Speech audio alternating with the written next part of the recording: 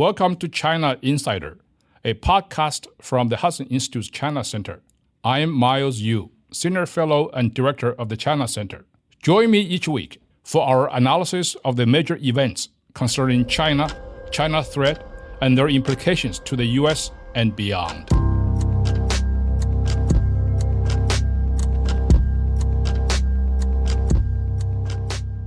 Hello, everyone. Welcome to China Insider. This is Miles Yu, and I'm the director of the China Center at the Hudson Institute. Many of your listeners probably are familiar with our China Insider program on a weekly basis. Occasionally, we do something else that's related to our weekly podcast that we call the Insider Interviews. This is basically me interviewing another colleague on topics of the time and topic of importance.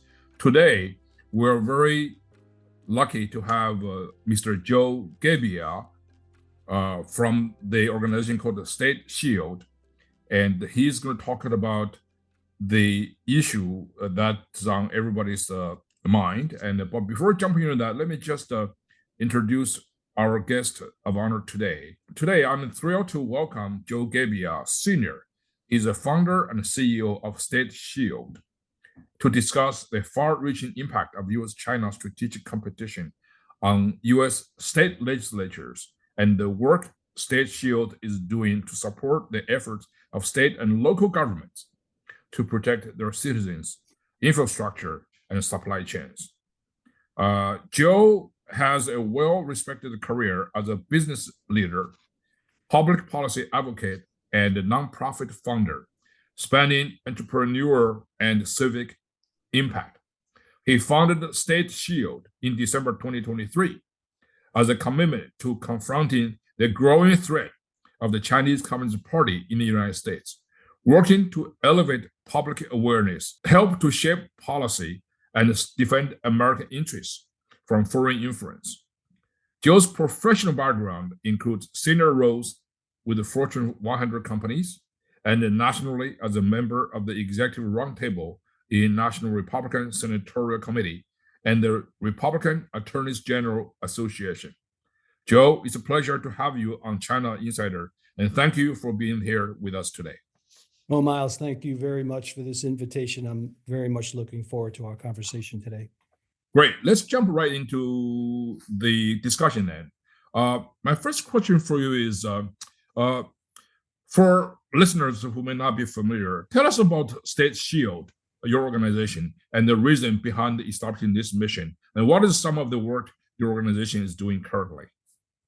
Sure. Well, it's an interesting story because I began worrying about what was going on in our country during COVID, and I became very, very fearful for my grandchildren. I really thought that the future of America was not going to be the same America that we've all had the chance to experience. So what happened in March of 2023, there was a reconvening of the Governors Association meeting that took place at the Conrad Hotel in Washington, D.C. I'll never forget it. We were just coming out of COVID, starting to open up again. And on the agenda was a conversation that was to be had, and it was entitled, "What can the states do to offset the negative impact of China?" And I said to myself, amen. Finally, they're going to be addressing this issue, which has been basically neglected up until this point. I went to it. We had 4 governors on the couch, and the moderator was, ironically or happily, Vivek Ramaswamy. And he did a very good job, asked the questions. And as they answered the questions, what they were doing to offset the negative impact, I saw them patting themselves on the back with the biggest accomplishment being that they had banned TikTok on government computers. And I came to the realization that the awareness level was really not anywhere it needed to be. Well, I closed out that meeting with a comment, and I had, as an executive roundtable member, I had the right to ask questions, participate. And I said, I don't have a question. I just want to make a comment. I think it's important that the Governors Association have this on their agenda, this topic on their agenda, every quarterly meeting, and focus on it because we're a day late and a dollar short. And it's really an issue of extreme importance that we haven't paid enough attention to. And that ended it. And I got an applause for my comment. As I sat there, as soon as it was over, I was inundated with around 20 people standing around me. And they said, what can we do to help? And as I looked up, I was thinking, help do what? And at that moment, I realized that I had a commitment to follow through on this. So I did. So fast forward, the objective of State Shield was to bring awareness to governors and attorney generals initially on the China threat and what they could do to protect their economies and their infrastructure. And if we move forward to July of 2023, I was given the main stage at the Governors Association meeting to put on a talk. And the two guests were your very own Kyle Bass and Elbridge Colby, who was the National Security Advisor for President Trump in 2017, 2018. And the issue was, their objective was to throw a bucket of cold water on every governor's face in the audience and wake them up to how serious an issue this was. Unfortunately, Kyle had to cancel. He had just completed his paper on his study of China from 2022 to July 1, 23, and where he documented that every activity being taken as far as money going in and out of the country, infrastructure being built in the country, and the comments being made by the CCP and the PLA were gearing the country towards a war effort.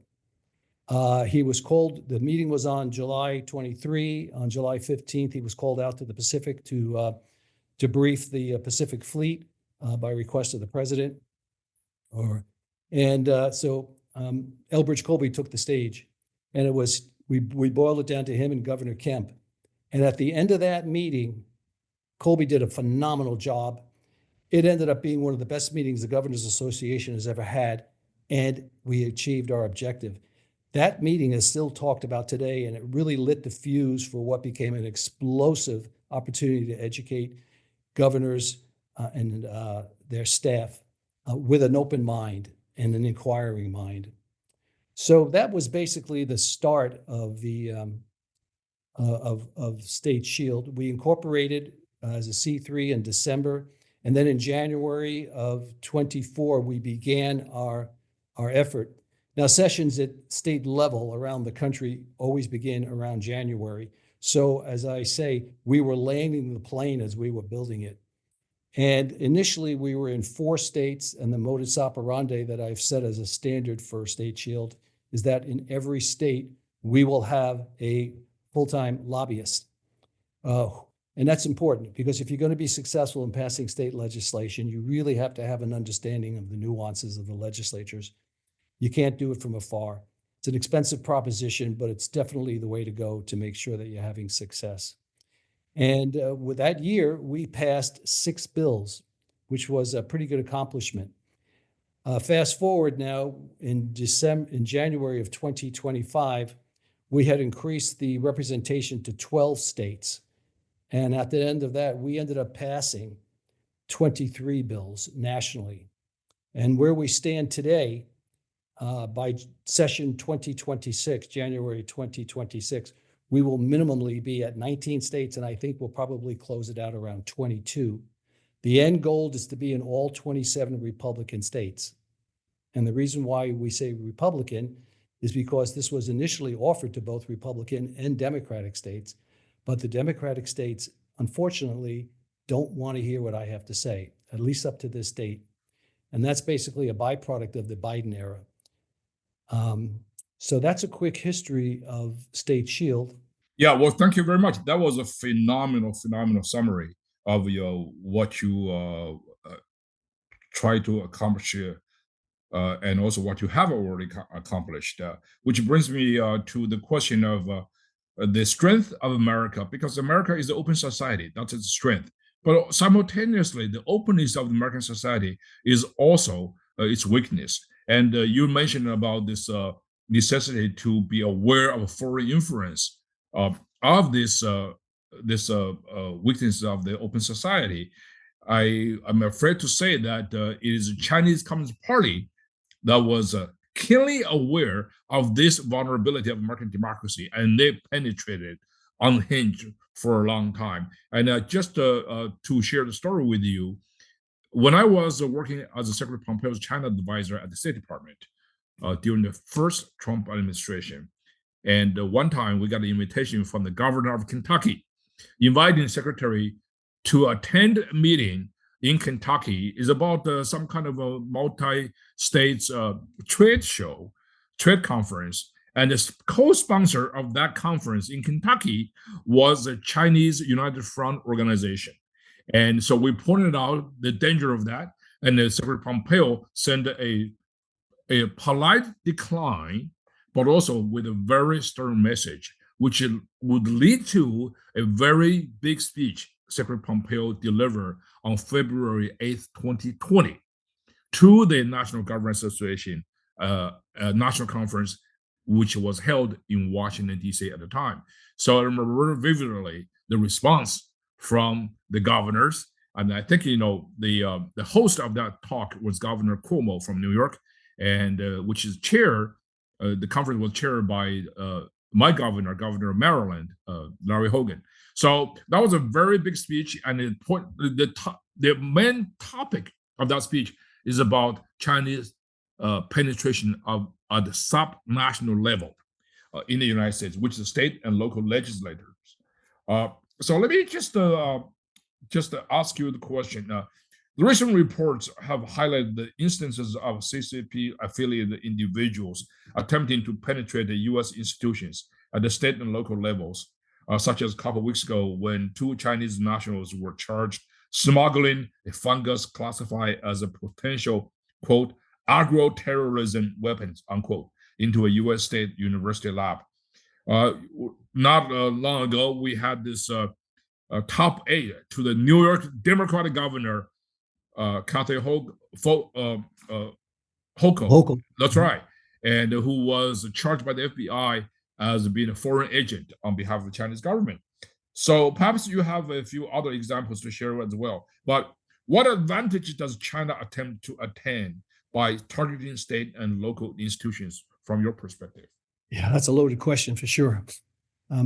China has been working at this for a long time. Okay, so basically, I should have started this off by saying anytime we have a conversation about China, there are basically 4 precepts that have to be laid on the table as the common ground. And the first is that China is at war with the United States. That has to be the premier point that has to be made. Their goal is to replace us as the hegemony. They want to be the hegemonic power around the world, and they want to do this by 2049. You can say this started with the initiation of the CCP by Mao Zedong back in 1949, but it really didn't start to take effect, in my opinion, until the 1970s when the economic issues surfaced in China and they saw the need to have to be competitive on that end. And it opened up with the Kissinger visit. And for people of history who really want to go back and look at that, the China is actually the one that initiated it a year before, and Kissinger turned them down. So when he went back, he got credited for opening up China. Needless to say, the economy started to roar, and they began putting their beliefs into effect, their goals into effect. This went on since that'd be 30, 40, 50. This is going on almost 60 years. They have been working to become the replacement for the United States. Just to give you an idea of how impactful that's been up until more recently. When Xi Jinping first got into office, Bill Clinton had him over to the United States, and it was in 2013. And this was mostly missed by the press. And at the end of their meeting, they both came out to the podium and they both gave speeches. And at the end of Xi Jinping's speech, he made a comment. And he said, "We in China believe there's room for 2 superpowers in the Pacific." He was letting the goal be known. Now, they were well on their way in 2013 to becoming an economy that potentially could surpass the United States. It was trending in that direction, and everybody knew it, and it was being predicted. They were on target with a very, very long-term game plan to become the reigning power.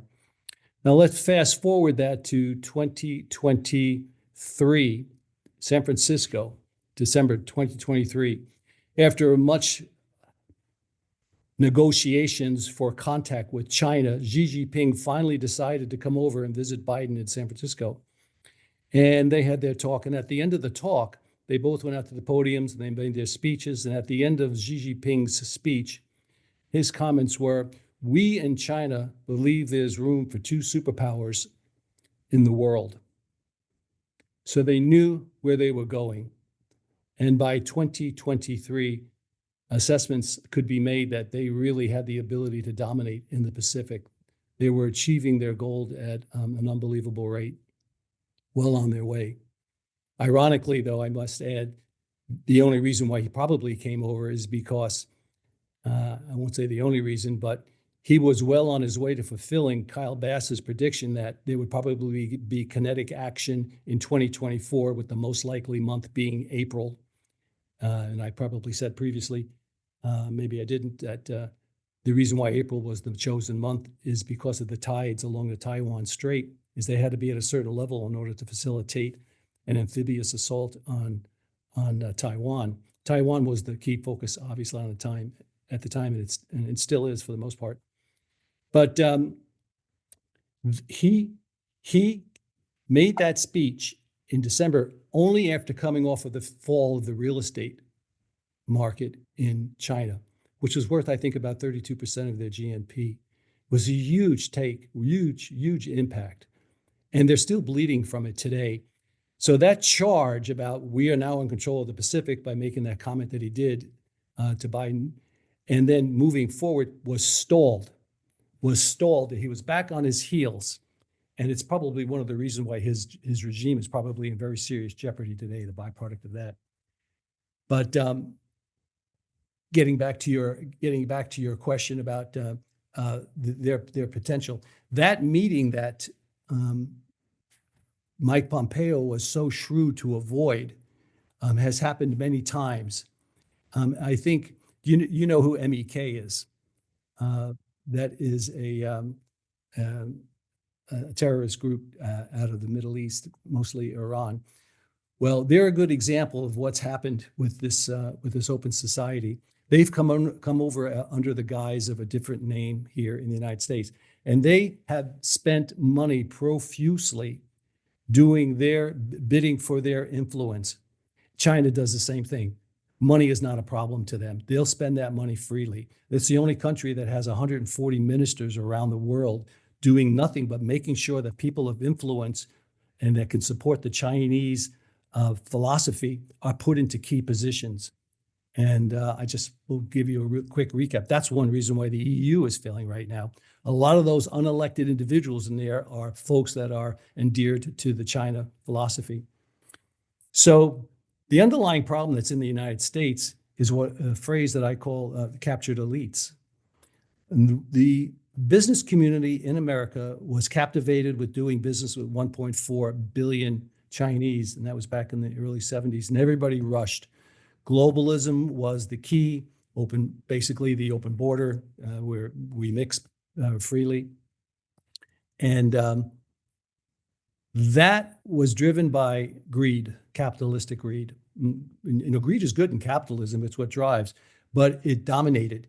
And we put this warning signs of comments like what Xi Jinping said in 2013 to Biden, we just put it on the back burner because the emphasis was more on driving business and making profit.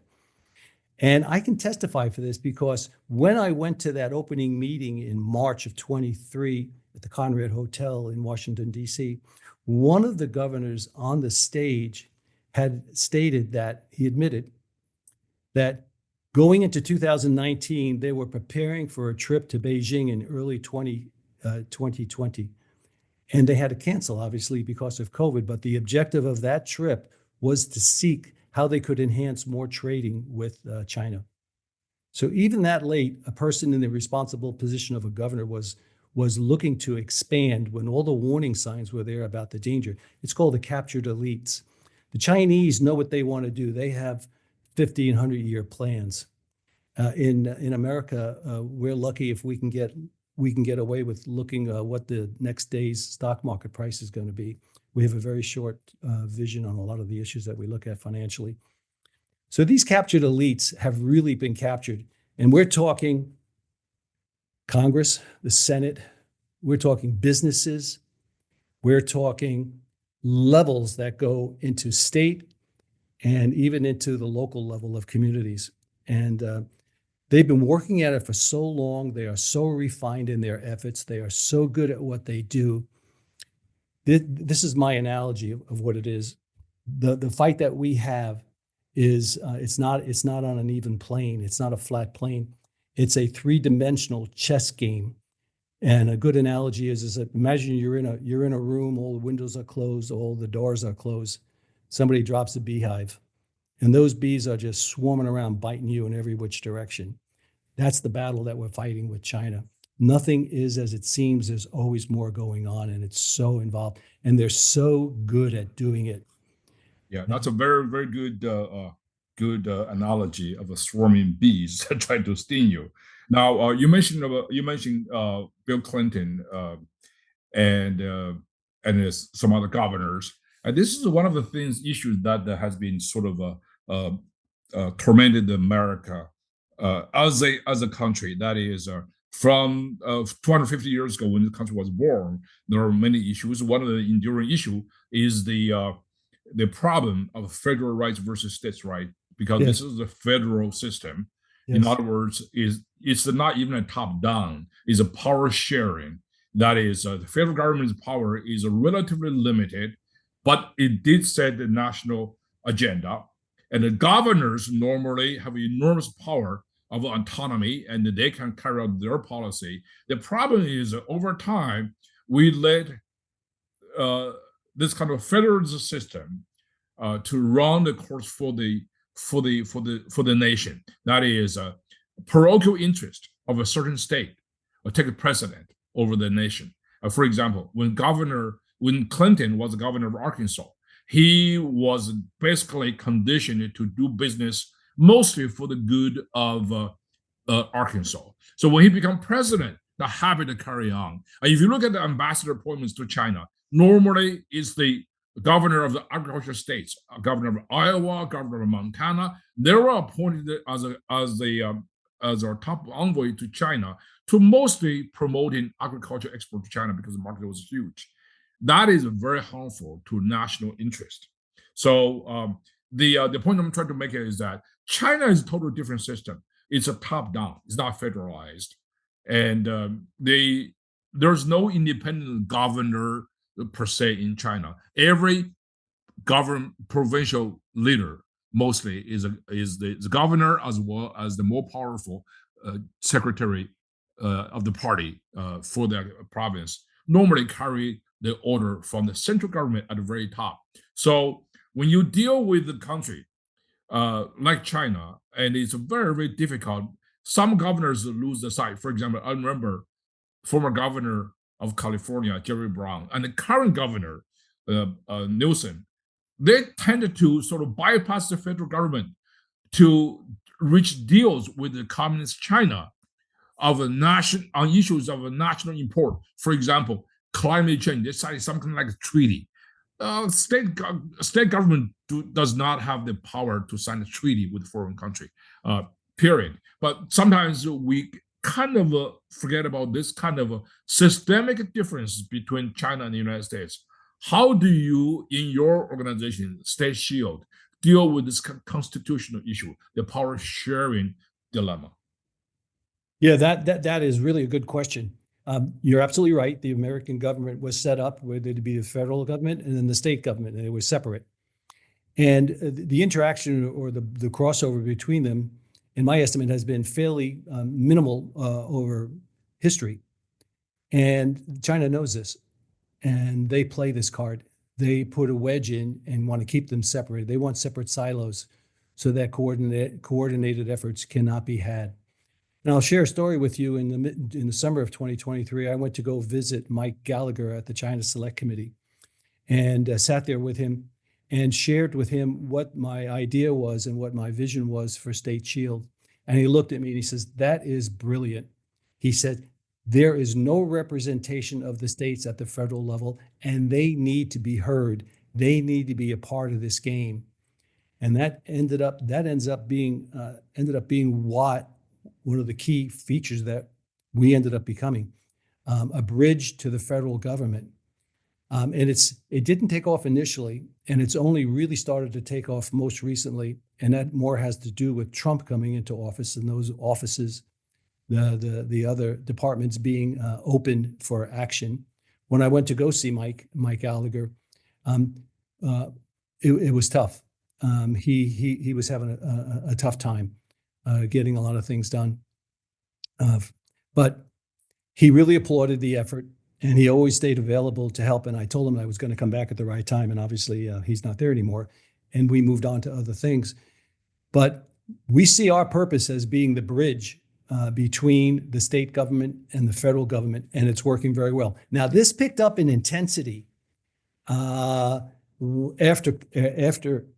let's say 2023, 2024, after the COVID for the most part coming out, because the federal government was taking positions on national issues that were not in keeping with really what was in the best interest of the country. I mean, we can just go back and we can look at anything. We can look at borders. We can look at the fentanyl problem.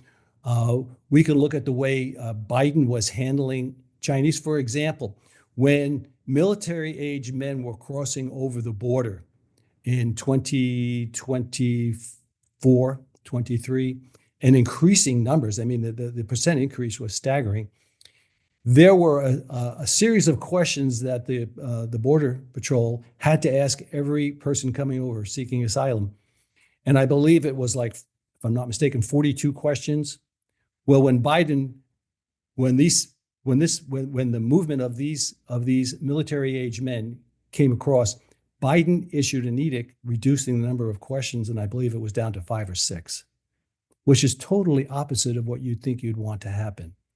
That's true. That's true. And I think, we mentioned about the bad examples of parochial state government sort of overtaking national policy. On the other hand, there's also some very good examples. Mm-hmm. Some states, some government, I have to say this, most of the Republican states, they actually have the far side of enacted state legislatures doing a lot of things in dealing with China's subnational influence.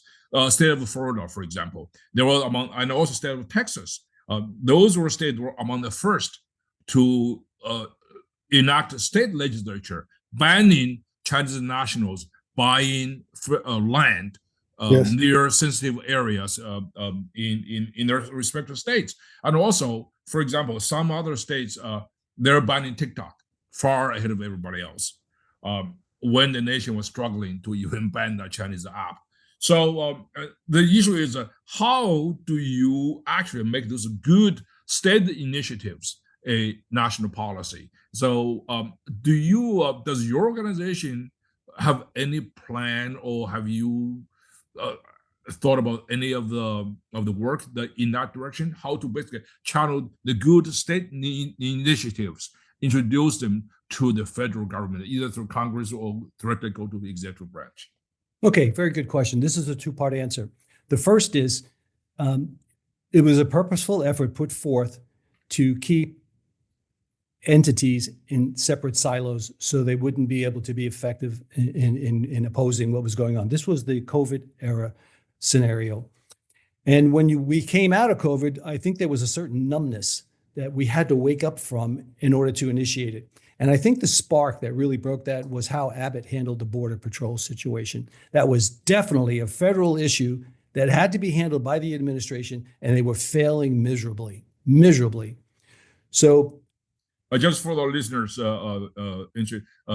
Abbott meaning Greg Abbott, the governor of Texas. Yes, thank you very much, Greg Abbott, the governor of Texas, still the governor of Texas. And Governor Abbott, finally, after a prolonged period of time, made the decision he had to take action because the federal government was not fulfilling its fiduciary responsibility. And he did.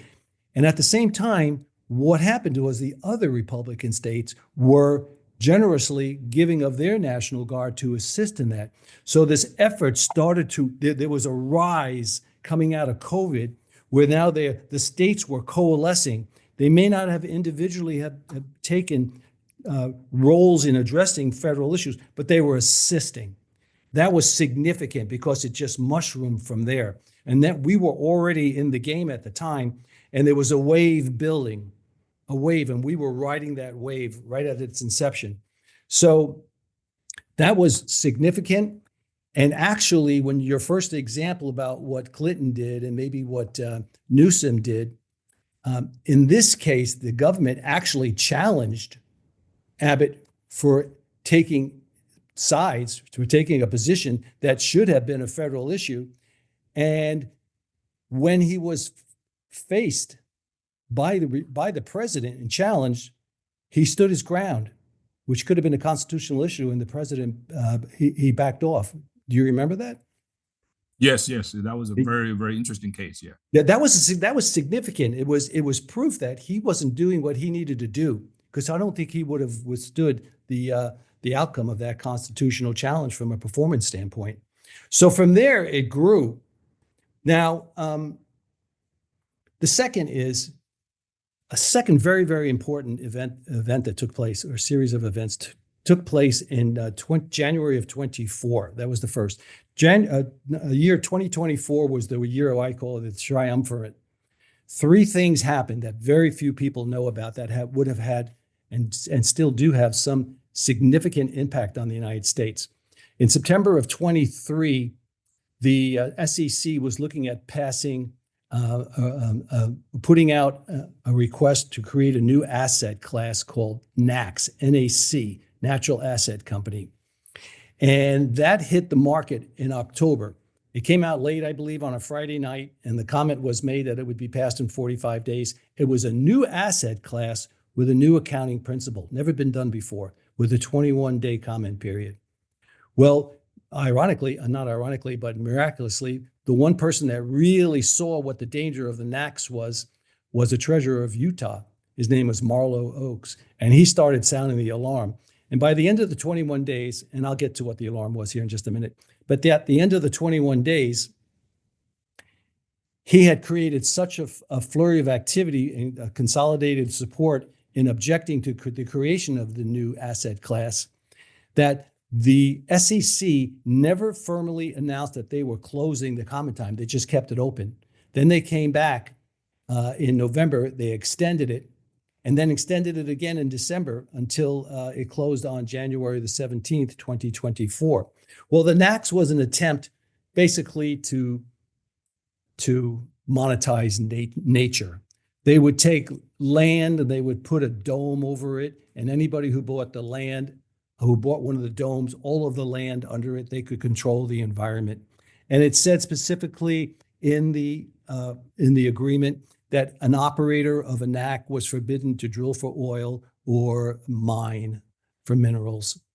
It said they would have the ability to measure CO2, carbon monoxide, methane. For example, if there was too much methane, they would have the right to say, well, we need to do a cow count. Because the cows are the major contributor of methane in the gas. Or if there's too much carbon monoxide, the area would need to move to more EVs, electrical vehicles. I mean, these are extremes, but it's in the realm of possibility. And the land that was being given up to create the domes over, Biden offered up all of the federal properties in all the states. Now, the state of Utah, 82% of their land is federal. And the way the agreement is that it's federal land, but the states have the right to issue license requests to do things like drill, mine, recreate, graze, lumber, whatever they do for an economic use of that land. And this would have cut that off. And that's the main income for the state. So it was very, very, very, very dangerous. That was a unifying moment for not only State Shield. That was the first month that we got into operation. And then we ended up being but introduced to a lot of other activist groups that were fighting this. So I helped to participate in the creation of of a new organization called Sovereignty Coalition that was done by Frank Gaffney and Reggie Littlejohn. And what was done in that is we brought 27 activist groups together into one silo. So instead of having little candles flicker and light, all that light was beaming out of this one. And we made a lot of noise. And on this January 18, the application was pulled to create the new asset class, and we killed it. It was a very success. That would have been very, very damaging. So just think, somebody buys a dome, it's over the mountains in Montana on federal land where we mine for essential minerals for our national security. And this fund, by the way, these domes were open for purchase by sovereign entities. So China would have been able to have purchased it, Iran, North Korea, Russia, the 4 countries of concern. So if they did that, they could have said, I'm sorry, you can't mine for those minerals here. You have to buy them from China. Or if you're OPEC, you buy the land over in South Louisiana where they're drilling for oil and gas. Say, I'm sorry, you can't drill here. You got to buy your oil from OPEC. I mean, just the implications of what that meant. And again, it's captured elite, because what that would have done is the sale of those properties, which would have controlled water, air, photosynthesis. I mean, the elements that create life. Obviously, those are very important issues. I think one of the things is that there's also the issue of reciprocity, right? China can buy a lot of stuff in the United States, but the other way around is not true. So you cannot really buy anything because China is a communist country. The state owns, in theory, everything. So you cannot really buy private land per se in China. So at least the Americans cannot invest in some area. Each year, China issues what's called a negative list. Listing which area foreign investment could go, which area cannot. I mean, the area of forbidden areas of list is very, very long. So unfortunately, we don't have much time left, but let me ask you one more question, which I think is very important. We talk about this, the issue of America's federal system as potentially damaging to our national security. The other side of that, the flip side of the coin, is that it could be a good because it can stimulate the creation of good organizations like yours from the bottom up, and good citizens take up their energy and organize something that's good for the country. On the other hand, though, what worries me a little bit sometimes is that people tend to look at the China issue as a partisan issue, as a Republican efforts, as a Democratic efforts. Obviously, there are very different parties, but this should not be the case. It actually should be an American issue. The funny thing is, in the history of this republic, over 250 years now, rarely do we have an issue that is so consensual. You do not have this kind of a national consensus on China being a threat to the United States. You look at the Congress, it's almost a news item to see any congressman, Senate or representatives to cast a no vote on the China-related issues. Everything is passed almost unanimously. On the other hand, we do see a lot of sectors in American society, like the state, the local governments, like the compromise the interest in Wall Street, like even Americans' higher educations. Some of the elites are captured. So how do you, like your organization, State Shield, work on the bipartisan consensus angle and to bring those issues not as a local Democrat versus Republican, but as a national policy? Thank you. Well, we've never done it as a Republican versus a Democratic. I mean, it's just has worked out that way. And I've actually, I consistently invite Democrats to participate in whenever I do a training session. Every time I go to a state capitol, I always meet with the leadership team. And we always extend invitations to the Democrats. I did this in Atlanta in January of 24, and some of my personal friends there are Democrats, and only one showed up. And I said, well, why don't your peers show up with you? This is not a political issue. This is a bipartisan issue. And he said to me at the time, he said, well, They don't want to have to defend the Biden policies, so it's easier for them just not to come. And what I've known is since Trump has won, well, I'm seeing Democrats break away from that. I'm seeing individualism. It's low right now, but it's increasing intensity, and I think it's going to multiply significantly. Now, we're going to be able to see that. We will see more of it. There was a bill that we assisted in Louisiana. This is really interesting.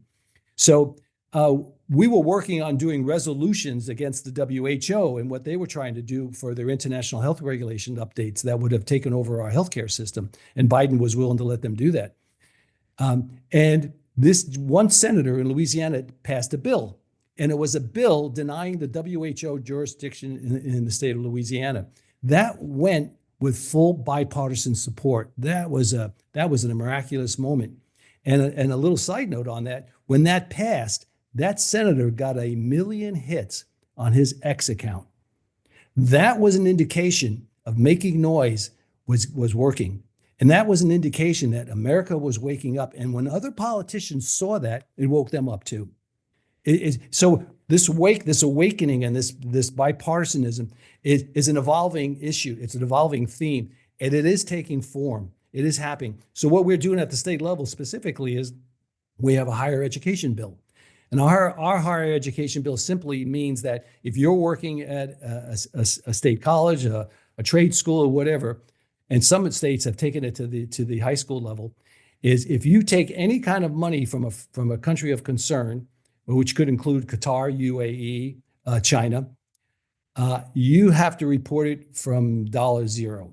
There's a federal stipulation that states you don't have to report it until you get to $250,000, which is terrible because most of the transactions that take place are well below that.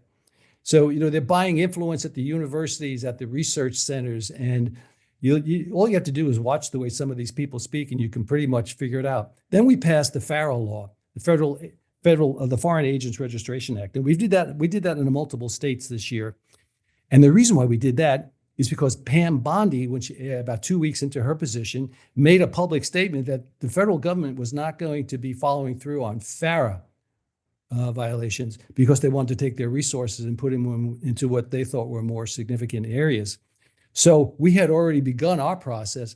And here's another example now where the states have to pick up what should be a federal responsibility, and they're implementing it at the state level. So now lobbyists have to, and anybody taking money from a foreign entity has to declare it up front, or they suffer very, very punitive fines.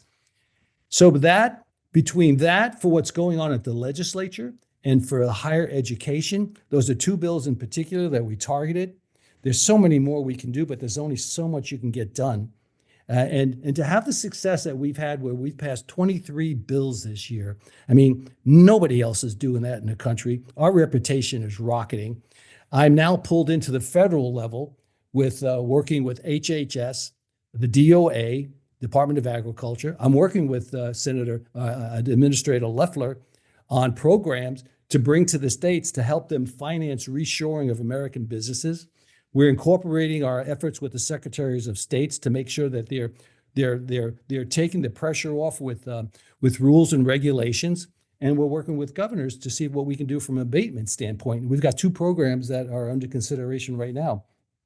So we're having a real impact and really enjoy doing it.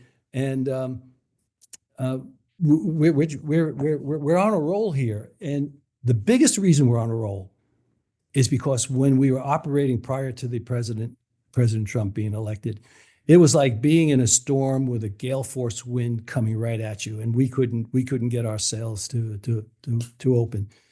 But when President Trump came in, it was like this wonderful breeze from behind filled our sails and took us in the direction that we needed to go. He's been making decisions that we were earnestly fighting. He took them off our plate. Just the fact that he pulled out of the WHO was amazing.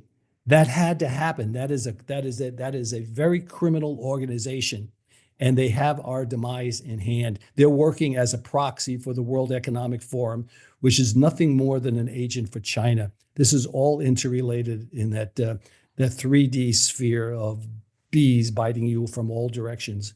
And we have. I believe what you said about your motivation to do all this wonderful work But I also would venture to say the real reason you're doing all this because you're an American patriot.